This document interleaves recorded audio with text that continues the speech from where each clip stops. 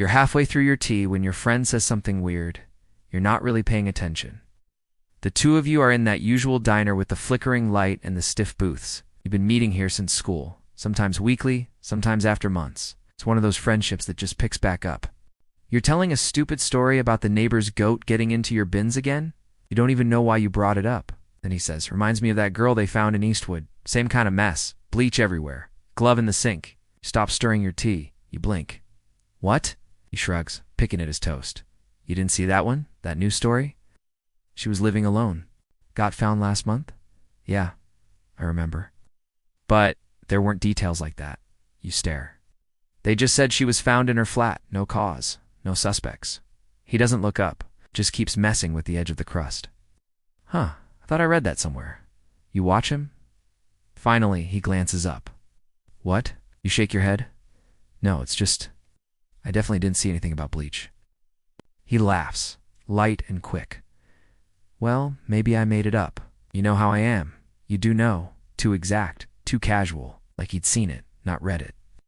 He's always been the kind of person who likes to sound like he knows more than he should. It's the kind who says, trust me, without ever explaining why. It was funny in school. It's maybe even impressive. Now it just sits weird in your stomach. You say nothing and sip your tea, but your mind doesn't drop it. There's something about the way he said it. The glove. Nobody mentioned those. Not online. Not in the papers. You even check again, just to be sure. Nothing. You change the subject. He follows your lead. Something about work or maybe a bad date. You're not really listening now. The waitress brings the bill. You both reach for it out of habit. He lets you take it. Outside, it's drizzling. He says something about the weather always being crap when you're together. You both laugh. You get in your car and close the door. Then you just sit there. Key in the ignition. Rain ticking on the roof. Something's off. The bleach. You scroll back through your messages with him. A couple of weeks ago, he texted you late. Can't sleep. Thinking too much. Should I delete my search history just in case?